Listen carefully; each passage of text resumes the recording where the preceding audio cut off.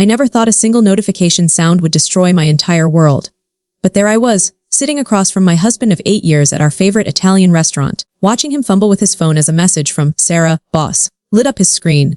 The thing is, I knew for a fact that my husband didn't have a boss named Sarah. He worked for himself as a freelance graphic designer, had for the past 3 years. So who exactly was texting him at 9:30 p.m. on our wedding anniversary? The message preview was just visible enough to make my blood run cold. Can't wait for tomorrow night, baby. Mark thinks I'm working late again. My fork clattered against my plate as the realization hit me like a freight train. Mark, that was my name. Well, my maiden name that I'd hyphenated after marriage.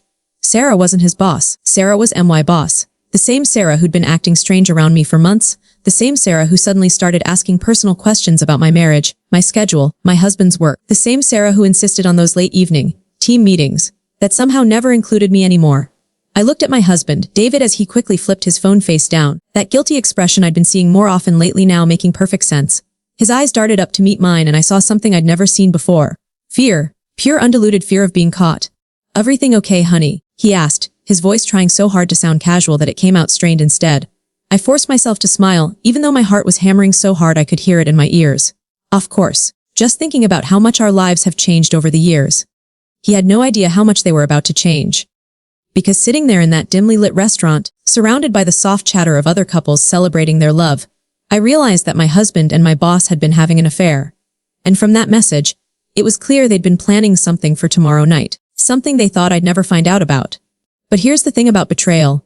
It has a way of revealing itself when you least expect it. And as I sat there, pretending to enjoy my anniversary dinner, while my marriage crumbled around me, I knew I had a choice to make. I could confront them right there, cause a scene, and let my emotions take control. Or I could be smart about this. Strategic. Patient. I chose patience. And that choice would lead to the most satisfying revenge I've ever orchestrated. Let me back up and tell you how I got to this moment, because the signs were all there. I just hadn't been looking for them. My name is Jessica and I thought I had the perfect life. I was a marketing coordinator at a mid-sized advertising agency downtown, married to David who ran his own successful design business from our home office. We had our dream house in the suburbs, 2 cars, and were talking about starting a family. From the outside, we looked like we had it all figured out. Sarah Martinez had been my boss for about 2 years. She was one of those women who seemed to have everything, sharp, successful, beautiful in that effortless way that made other women both admire and secretly resent her. She was single, always claimed she was too focused on her career for relationships, and honestly, I respected that about her. She was a mentor to me, someone I looked up to professionally. The first sign something was off came about 4 months ago. David started working later, staying in his home office until well past dinner time. When I'd bring him food, I'd sometimes catch him quickly minimizing browser windows or turning his phone face down. He said he was working on a big project for a new client, something that required a lot of confidentiality, which explained the secrecy. I believed him. Why wouldn't I? We'd built our relationship on trust. The second sign was Sarah's sudden interest in my personal life. She'd always been professional, keeping work and personal matters separate. But suddenly she was asking about David's work, what kind of projects he was taking on, whether he was happy working from home. She'd make comments about how lucky I was to have such a creative husband, how she'd love to meet him someday. Then came the phone calls. David's phone would ring at odd hours, and he'd step outside to answer them. Client from the West Coast. He'd explain. Time zone differences, you know. But I started noticing these calls happened during business hours on the West Coast too, and sometimes I'd hear him laughing in a way that seemed too intimate for a professional conversation. The third sign was Sarah's behavior at work. She started excluding me from certain meetings, saying they were above my level or not relevant to my projects. She'd come back from these meetings looking flushed, almost giddy. Her assistant mentioned that Sarah had been leaving early on certain days, something she never used to do. But the most telling sign was how they both started acting around me. David became overly attentive, bringing me flowers for no reason, suggesting romantic date nights, being extra affectionate, the kind of behavior that screams guilty conscience. And Sarah, she started being almost too friendly, complimenting me constantly, asking if everything was okay at home, if David and I were happy. I should have put it together sooner, but when you love someone, when you trust them completely, your brain finds ways to explain away the inconsistencies. It protects you from the truth until the truth becomes impossible to ignore. The final piece fell into place 2 weeks before our anniversary. I was working late, finishing up a campaign presentation, when I realized I'd left my laptop charger at home. David was out another client meeting, so I drove home to grab it. As I pulled into our driveway, I noticed his car wasn't there, but there was an unfamiliar silver sedan parked across the street. I grabbed my charger and was about to leave when I saw the silver car's door open. Sarah stepped out, checking her phone, looking around nervously. She was 3 blocks from her own house on my street, at 10 p.m. on a Tuesday. She got back in her car and drove off in the opposite direction of her home. 20 minutes later, David texted me saying his meeting was running long and he'd be home by 11. He walked in at 11:15, claiming the client had been indecisive about some design choices. That night, lying in bed next to him, I made a decision. I was going to pay attention, really pay attention. I was going to document everything, gather evidence, and figure out exactly what was happening before I made any moves. For 2 weeks, I became a detective in my own life. I installed a location tracker app on our shared family tablet that David sometimes used. I started noting his schedule discrepancies, screenshotting odd text message notifications when his phone was lying around. I even drove by Sarah's house a few times after work, just to see if David's car was there. It never was. They were smarter than that. But I started noticing patterns, days when they were both busy. At the same times, days when Sarah seemed distracted at work and David came home smelling like unfamiliar perfume. I was building a case, gathering evidence, preparing for the confrontation I knew was coming. I just never expected it to happen on our anniversary. Sitting there in Marcelo's, our anniversary restaurant, watching David panic over that text message, I felt something shift inside me. The woman who had spent 2 weeks playing detective, carefully gathering evidence, suddenly became someone else entirely. Someone calculated. Someone dangerous. I need to use the restroom, I said, standing up and grabbing my purse. Order me another glass of wine. David nodded, relief flooding his face that I wasn't asking about the message. Of course, honey. Take your time. I walked to the bathroom, but instead of going inside, I ducked into the small alcove where the restaurant kept their coats and called Sarah's number. She answered on the second ring. Hey, Jessica. What's up? Kind of late for a work call. Her voice had that breathless quality I'd been noticing lately. I know this is weird, but I'm at dinner and I thought I saw you drive by. Are you in the downtown area tonight? There was a pause. A telling pause. No, I'm at home. Probably just someone who looks like me. You know how it is. Right, of course. Well, I should get back to dinner. David's waiting. Oh, you're out with David tonight. That's nice. Where did you go? The question sent chills down my spine. She was fishing for information about our location, about whether we were home or not. Just a quiet night in, actually. Cooking together, you know how it is. Very domestic. I lied smoothly, watching through the restaurant's front window as a silver sedan, the same one I'd seen on my street, pulled into the parking lot across from Marcelo's. That sounds lovely. Well, enjoy your evening. See you tomorrow. I hung up and watched Sarah get out of her car. She was dressed in a black dress that I'd complimented her on at work just last week, her hair done in loose curls, carrying a small overnight bag. She checked her reflection in her car window, applied lipstick, and then walked toward the hotel next to the restaurant. My husband was having an affair with my boss, and they were planning to spend the night together while I was supposedly at home being domestic. I walked back to our table, my mind racing with possibilities. David looked up at me with that fake smile he'd been wearing more often lately. Everything okay? Perfect, I said, settling back into my chair. Actually, I have a confession to make. His face went pale. What kind of confession? I saw the message on your phone. From Sarah. The color drained from his face completely. His hand tightened around his wine glass, and for a moment I thought he might break it. Jessica, I can explain. I'm sure you can. But here's the thing, David. I already know about the affair. The words hung in the air between us like a loaded gun. David's mouth opened and closed like a fish gasping for air. Other diners continued their conversations around us, oblivious to the bomb that had just exploded at table 12. I or Jessica, please, let me explain. It's not what you think. It's exactly what I think. You've been sleeping with my boss for months. The late nights, the mysterious phone calls, the sudden interest in being the perfect husband. Guilt does funny things to people, doesn't it? How long have you known? His voice was barely a whisper. 2 weeks of solid evidence, but I've suspected for longer. I took a sip of my wine, maintaining eye contact. The question isn't how long I've known. The question is what I'm going to do about it. David leaned forward, desperation creeping into his voice. Jessica, please. It meant nothing. It was a mistake. Sarah, she pursued me. I was weak, I was stupid, but I love you, I love our marriage. Do you? Because from where I'm sitting, it looks like you love the security of our marriage while enjoying the excitement of an affair. Best of both worlds, right? That's not how it is. Then tell me how it is, David. Tell me how you've been lying to my face for months, while sleeping with the woman who signs my paychecks. Tell me how you've been coming home to me after being with her, kissing me with the same mouth that's been on her body. Tell me how that's not exactly what it looks like.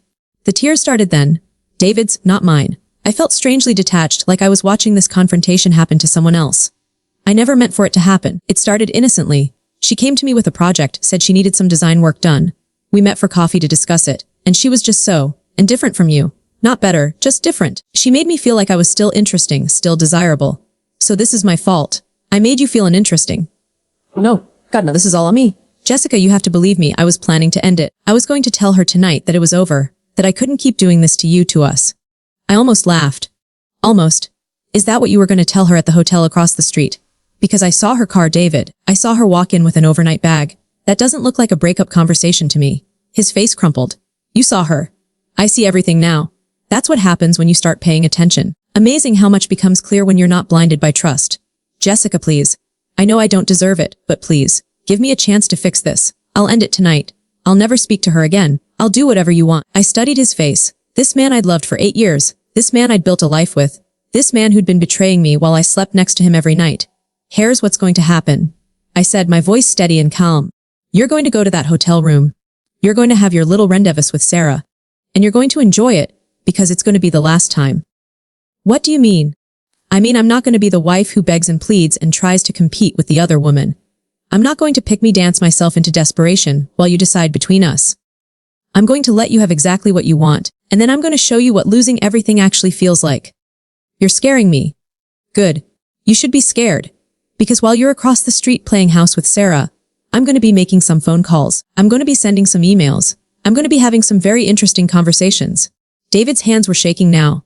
What kind of conversations? The kind that tend to happen when people discover that their business partner has been using company resources to conduct an affair. The kind that happen when wives find out their husbands have been using joint credit cards to pay for hotel rooms and romantic dinners with other women. The kind that happen when HR departments learn that supervisors have been sleeping with employees' husbands and potentially creating hostile work environments. You wouldn't. Try me. I finished my wine and set the glass down with deliberate precision. I've spent 2 weeks gathering evidence, David. Financial records, location data, text messages, photographs. I have documentation of every lie you've told, every excuse you've made, every time you've been with her when you said you were somewhere else. Jessica, I'm not finished. You see, I could have confronted you 2 weeks ago. I could have caused a scene, thrown you out, filed for divorce in a fit of rage. But that would have been messy, emotional, and emotions make people stupid. I decided to be smart instead. I leaned forward, my voice dropping to just above a whisper. So here's what's going to happen. You're going to go to that hotel. You're going to spend the night with Sarah. And tomorrow morning, you're going to wake up to a very different world than the one you're living in tonight. What are you talking about? I'm talking about the fact that Sarah's husband Marcus, yes, I know about Marcus, the husband she's been cheating on with you, is going to receive a very interesting package of photos and documents tomorrow morning. I'm talking about the fact that your biggest client is going to learn that you've been falsifying your availability and project timelines to cover for your affair. I'm talking about the fact that Sarah's boss is going to discover that she's been using company resources and her position to conduct a personal relationship that creates conflicts of interest. David looked like he was going to be sick. You can't do this. I can and I will. Unless what? Unless what? Unless you stand up right now, walk out of this restaurant, drive home, and never speak to Sarah Martinez again. Unless you delete her number, block her on all social media, and transfer all your business dealings with her company to someone else. Unless you're willing to spend the next year rebuilding the trust you've destroyed and proving that our marriage is worth saving. And if I do that, you'll forgive me. We can work through this. I smiled, but it wasn't a kind smile. Oh, David, you still don't get it. This isn't about forgiveness. This isn't about working through anything. This is about consequences. I don't understand. Whether you go to that hotel tonight or not, our marriage is over. Whether you end the affair or not, I'm filing for divorce. Whether you choose me or her, you're gonna lose both of us. The only question is whether you lose everything else too. The silence stretched between us, heavy with 8 years of shared history and the weight of choices that couldn't be undone. You're really going to destroy both our lives over this? I'm not destroying anything, David. You already did that. I'm just making sure the destruction is complete and final, rather than letting it drag out over months or years of false reconciliations and repeated betrayals. I stood up, gathering my purse and coat.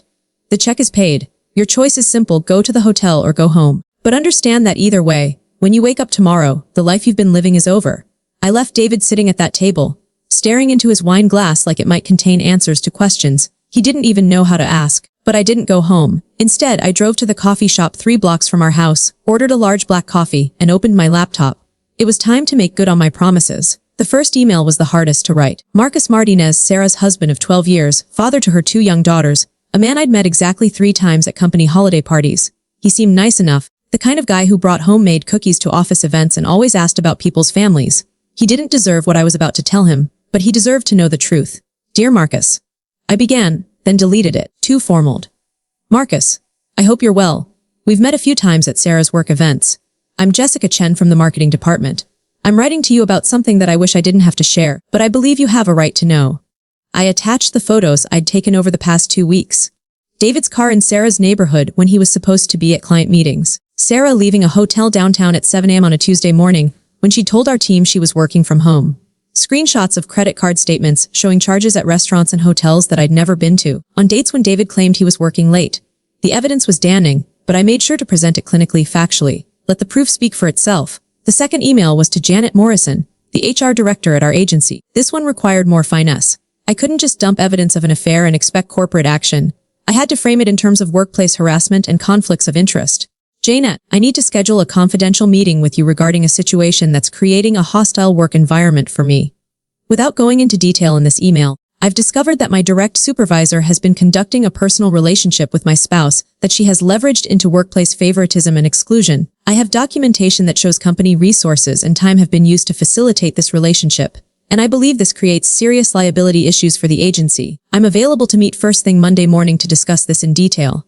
I attached selected evidence, nothing too personal, just enough to show that company time and resources were being misused. The third communication was the one I'd been looking forward to most. Robert Chen, no relation, despite the name, was David's biggest client, a demanding perfectionist who valued reliability and honesty above all else. David had been lying to Robert for months, claiming work delays due to technical issues when he was actually busy with Sarah. Robert, this is Jessica, David's wife. I'm reaching out because I've discovered some information that I believe affects your business relationship with David. Over the past 4 months, David has been providing you with false explanations for project delays and missed deadlines. The actual reason for these delays is that he's been conducting an extramarital affair during work hours. I have documentation showing that on dates when he told you he was working on your projects, he was actually engaged in personal activities. I felt you deserved to know that the delays you've experienced were not due to technical challenges or work overload, but rather due to David prioritizing his personal life over his professional commitments to you. I included a detailed timeline showing the correlation between David's supposed work crisis and his actual whereabouts. Robert was the type of man who would find the deception more offensive than the affair itself. But I wasn't done. The real masterpiece was still to come. I opened a new email and addressed it to every single person in Sarah's professional network whose contact information I could find. Her boss, her colleagues, her clients, the vendors she worked with, even her professional references from LinkedIn. I crafted it carefully, professionally, but with devastating precision. Dear Neem, I am writing to inform you of a situation involving Sarah Martinez that may impact your professional relationship with her. I have discovered that Sarah has been using her position as a supervisor to conduct an inappropriate relationship with the spouse of one of her direct reports. This relationship has involved the misuse of company resources, creation of hostile work environments, and potential violations of professional ethics standards. While I understand that personal relationships are generally private matters, the professional implications of this situation, including potential legal liability and violation of supervisory responsibilities, may be relevant to your business dealings with Sarah. I have documented evidence available if needed for your professional decision-making. I scheduled this email to send at 8 a.m. Monday morning to 43 different recipients. By lunchtime Monday, Sarah's professional reputation would be in ruins. As I was putting the finishing touches on my digital revenge campaign, my phone buzzed with a text from David. I'm at home. I didn't go to the hotel. Please come home so we can talk. I stared at the message for a long moment, then typed back. Interesting choice, but it doesn't change anything. Check your email in the morning. Another message came through immediately. Jessica, please. I'm begging you, don't destroy our lives over this. I made a mistake, but we can fix it. Our lives were destroyed the moment you decided to betray me. I'm just making it official. My phone started ringing. David, calling desperately. I declined the call and turned off my phone. But as I was packing up my laptop, I realized I had one more stop to make. The hotel where Sarah was presumably waiting for David, wondering where he was, why he hadn't shown up. I drove across town to the Meridian Hotel, a mid-range business hotel that catered to traveling professionals and people having affairs. The kind of place that didn't ask questions and had hourly rates available. I parked next to Sarah's silver sedan and walked into the lobby. The desk clerk, a bored-looking young man scrolling through his phone, barely glanced up when I approached. I'm supposed to meet my friend Sarah Martinez. She's expecting me. Could you give me her room number? I can't give out room numbers, but I can call up to let her know you're here. What's your name? Tell her Jessica is here to talk. He dialed a room number and spoke quietly into the phone. After a moment, he looked confused. She says she doesn't know any Jessica and she's not expecting anyone. Tell her it's Jessica Chen, from work. Tell her it's about David. This time when he relayed the message, I could hear Sarah's sharp intake of breath through the phone. After a long pause, the clerk nodded. She'll be right down. I settled into one of the lobby's leather chairs and waited. Within 5 minutes, Sarah emerged from the elevator, still dressed in her black dress but looking significantly less put together than she had earlier. Her hair was mussed, her lipstick gone, and there was a wild, panicked look in her eyes. What are you doing here? She hissed, looking around the lobby to see if anyone was watching. I think the better question is what you're doing here. Waiting for my husband, perhaps. I don't know what you're talking about. Cut the shit, Sarah. I know about the affair. I know about tonight. I know about everything. She sank into the chair across from me, all pretense abandoned. How long have you known? Long enough. The question is, what are you going to do about it? What do you mean? I mean David isn't coming tonight. He went home instead, probably hoping to salvage his marriage. Which leaves you sitting alone in a hotel room, waiting for a man who chose his wife over you. How does that feel? Sarah's composure cracked completely. He chose you. He chose self-preservation. There's a difference. But don't worry, it won't matter in the long run. By Monday morning, both of your lives are going to be very different. What are you talking about? I pulled out my phone and showed her screenshots of the emails I'd prepared. Her face went white as she read. You can't send these. I already have. Well, most of them. Marcus will wake up tomorrow to some very interesting reading material. Your boss will have quite the surprise waiting Monday morning, and David's clients are going to have some serious questions about his professional integrity. You're going to destroy both of us. You destroyed yourselves. I'm just making sure everyone else knows about it. Sarah started crying then, mascara running down her cheeks in black streaks. Please, Jessica. I know I made a terrible mistake. I know I hurt you, but please don't destroy my marriage. My children don't deserve this. Funny how you didn't think about your children when you were planning to spend the night with my husband. Funny how you didn't consider your marriage when you were using company resources to facilitate your affair. Funny how you only care about consequences when they're about to affect you. What do you want? Money. I'll quit my job. I'll transfer departments. I'll do whatever you ask. What I want is for you to understand that actions have consequences. What I want is for you to experience the same betrayal and humiliation you helped inflict on me. What I want is for you to lose everything you value, the same way you helped my husband take everything I valued. This will destroy my family. Your choices destroyed your family. I'm just making it visible. I stood up, gathering my purse. Enjoy your lonely hotel room, Sarah. Think about all the choices that brought you here. And when you wake up tomorrow to your new reality, remember that you earned every bit of it. As I walked toward the hotel exit, Sarah called after me, desperation clear in her voice. What if I can convince David to come back to you? What if I end the affair and never speak to him again? What if I do whatever you want? I turned back to look at her one last time. The affair is already over, Sarah. David went home to try to save his marriage. But here's the thing you still don't understand. Some things can't be undone. Some betrayals are so complete, so devastating, that there's no path back. You didn't just sleep with my husband. You made me question my own worth, my own judgment, my ability to trust my own perceptions. You made me feel like a fool in my own life. I never meant. Intent doesn't matter. Impact does. And the impact of what you've done to me, to my marriage, to my sense of self, that's permanent. So no, there's nothing you can do to fix this. There's nothing you can offer that will make me change my mind. You're going to face the consequences of your choices, just like I'm facing the consequences of trusting the wrong people. I left her sitting in that hotel lobby, crying over the ruins of her own making. When I got home, I found David waiting in our living room, still dressed in his dinner clothes, looking like a man attending his own funeral. The house felt different somehow, like a stage set for a play that had already ended. You came back, he said when I walked in. I live here. For now. Jessica, please. We need to talk about this. We need to figure out how to fix this.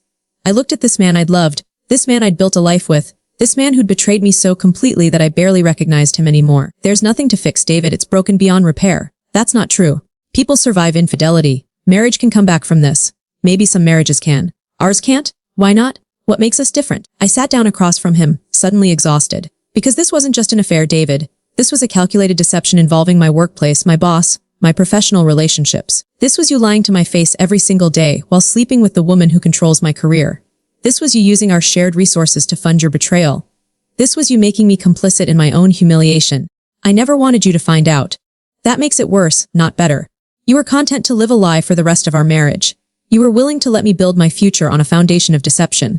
So what happens now? I looked around our living room, at the photos of our wedding, our vacations, our life together. Tomorrow, I would start the process of dismantling all of it. But tonight, I wanted to savor this moment, the moment when David finally understood that his choices had consequences he couldn't charm or apologize his way out of. Now you learn what it feels like to lose everything. 3 months later, I was sitting in my new apartment, a small but bright space downtown that I'd furnished entirely with things that had never been touched by my old life. The divorce papers had been signed the week before. The settlement was generous. David had been so desperate to avoid having his affair exposed in court that he'd agreed to almost everything I asked for. But the real satisfaction came from watching the dominoes fall exactly as I'd planned. Marcus had filed for divorce immediately after receiving my email. Sarah's daughters now lived with him full-time while Sarah had moved into a studio apartment across town. The scandal had torn through their social circle like wildfire. Sarah had lost her job within 2 weeks of my HR complaint. The agency couldn't afford to keep someone who'd created such a massive liability, especially once other employees started coming forward with stories of favoritism and inappropriate behavior they'd been too scared to report before. David's business had collapsed almost as quickly. Robert Chen had terminated their contract immediately and made sure to spread the word about David's unreliability throughout their professional network. Other clients followed suit once they learned about his deceptive practices. He'd had to take a job working for someone else's firm at half his previous income. But the twist I hadn't expected came when I was clearing out my old email account. I found a draft message in Sarah's email from 6 months before the affair started. A message she'd never sent, but had saved. It was addressed to David, and it laid out a detailed plan for seducing him, gathering information about our marriage, and eventually breaking us up so she could have him for herself. She'd researched his interests, his weaknesses, his schedule. She'd deliberately chosen projects that would require working with him. She'd even gone so far as to identify specific things she could say to make him feel unappreciated at home. This hadn't been a spontaneous affair or a moment of weakness. This had been a calculated campaign to destroy my marriage from the inside out. I printed that email and added it to my evidence file, just in case, but I never needed to use it. The damage I'd already inflicted was complete and permanent. The final piece of closure came when I ran into Sarah at the grocery store last week. She looked terrible, thin, tired, wearing clothes that had clearly seen better days. She saw me before I saw her, and for a moment, I thought she might try to avoid me. Instead, she walked up to me, her head held high despite everything. "I want you to know I don't blame you," she said quietly. "What you did to us. We deserved it. All of it." "I know," I replied. "Are you happy now that you've gotten your revenge?" I thought about that question for a moment. Was I happy? I was certainly satisfied. I felt vindicated. I felt like justice had been served. But happy? I'm at peace, I finally said. I sleep well at night knowing that people face consequences for their choices. I'm at peace knowing that I didn't let myself be a victim. I fought back and I won. She nodded, understanding. "For what it's worth, I really am sorry. Not for getting caught, but for what we put you through. You didn't deserve any of it." "No, I didn't." And that was it. We parted ways in that grocery store aisle. Two women whose lives had been forever changed by choices made in secrecy and betrayal. As I drove home that day, I realized something important. Revenge isn't about making yourself feel better. It's about making sure that people understand that their actions matter, that betrayal has a price, that you can't build your happiness on someone else's destruction without consequences. I rebuilt my life from the ground up, and it's better than it ever was before. I have a new job at a company where I'm valued and respected. I have an apartment that's entirely mine, furnished with things I chose because I liked them, not because they matched someone else's taste. I have friends who know the whole truth about what happened and respect me for how I handled it. Most importantly, I have myself back, the woman who was strong enough to gather evidence instead of falling apart. The woman who was smart enough to plan her revenge instead of acting on emotion. The woman who refused to be a victim of someone else's betrayal. What would you do if you discovered your partner was having an affair with someone who controlled your career? Would you confront them immediately? Or would you plan your response like I did? Share your thoughts in the comments below. I read every single one, and I want to know how you would handle finding yourself in my situation. And if this story resonated with you, if you've ever felt betrayed by someone you trusted, hit that like button and subscribe for more real stories about people who refuse to be victims. Because sometimes, the best revenge is simply making sure that actions have consequences.